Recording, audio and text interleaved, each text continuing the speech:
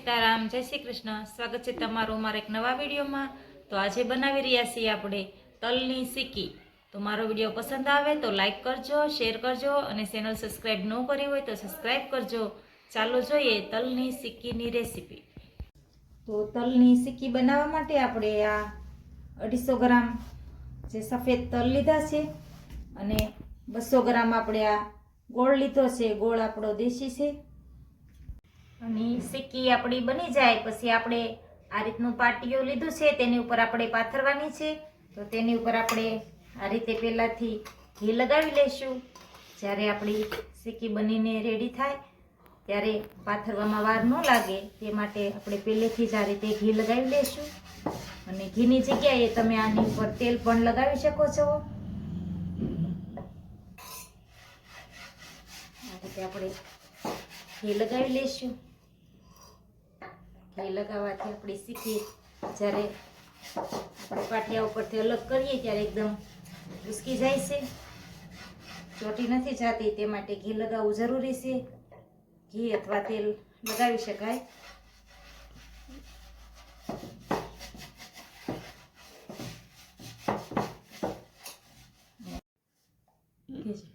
આપણે આ વેલણથી વણવાની છે એટલે વેલણને પણ આ રીતે આપણે ઘી લગાવીને રેડી કરી રાખશું.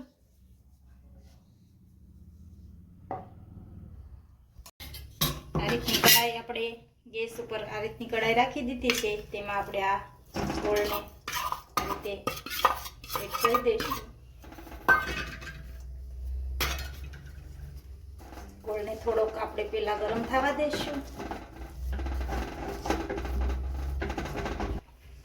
આ ગોળ આપણો આ રીતે ઓગળી ગયો છે. હવે આપણે એમાં 1 ચમચી ઘી એડ કરીશું. આ ઘીની જગ્યાએ તેલ પણ આપણે આમાં લઈ શકીએ છીએ.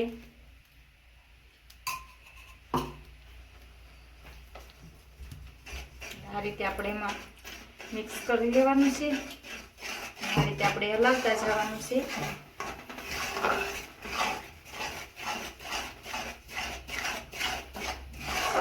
આ રીતે આપણે હલાવતા જવાનું છે.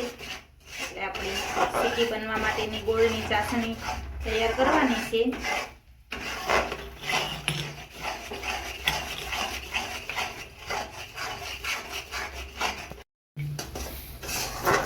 ગોળ આપણો એકદમ ફૂલવા લાગ્યો છે. અને થોડી વાર આપણે આ રીતે હલાવતા રહીશું અને આપણે આને ચેક પણ કરી લેવાનું. આપણી સિક્કી બનવા માટેની ચાસણી રેડી થઈ કે નહીં તેને ચેક કરવાનું. ગેસને આપણે ધીમું કરી દેવાનું.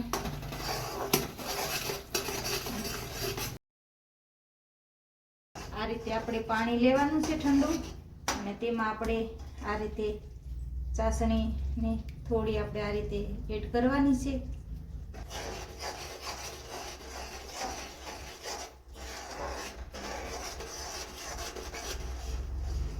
આપણે આ રીતે જોઈ લેવાની છે. આ રીતે આપણી જરા ભાંગી જાય એટલે આપણી ચાસણી રેડી થશે. થોડી વાર લાગશે હજી આપણે રેડી નથી થઈ. તે ચેક કરી લઈશું. આપણે આ રીતે જોઈ લેવાની છે. આ રીતે ભાંગી જાય છે એટલે આપણી ચાસણી રેડી છે. હવે આપણે આ જે તલ રાખ્યા છે તેને આપણે આમાં આ રીતે એડ કરતા જઈશું અને હલાવતા જઈશું.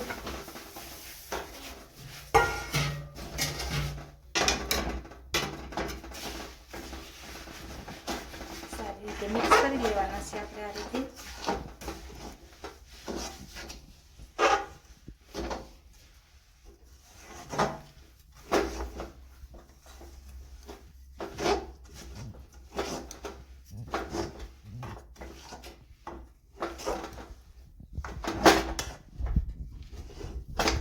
હું તો વાટે બેઠી. હવે હું આમાં આ રીતે આપણે વેલણની મદદથી વણી લેવાની છે.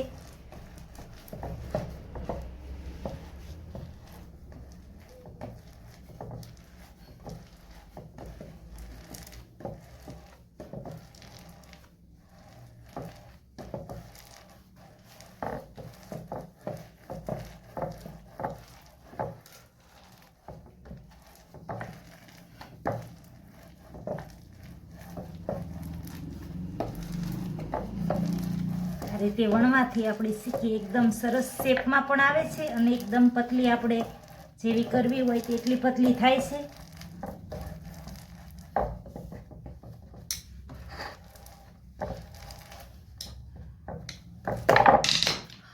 એવું ન લેતો, કટ કરી દી.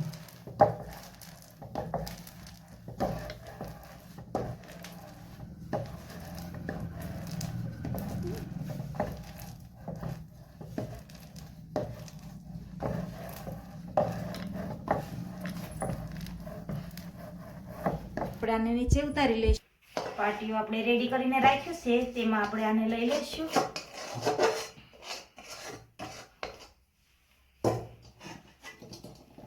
આ રીતે આપણે વેલણની મદદથી વણી લેવાની છે.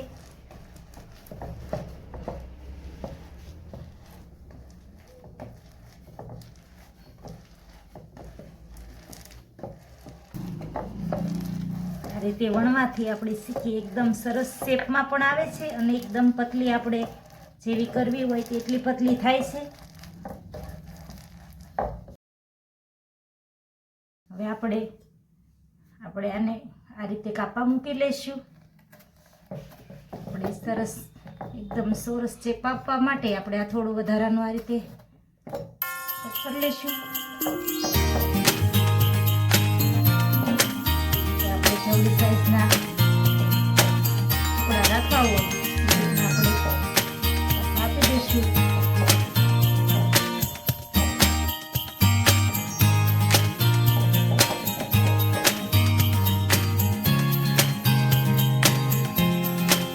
સિક્કી બનીને રેડી છે. આપણે લઈશું આ પ્લેટમાં.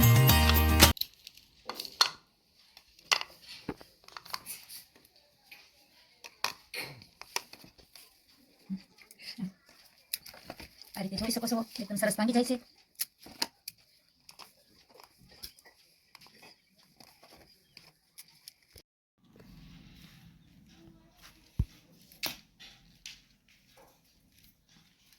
બસ લો.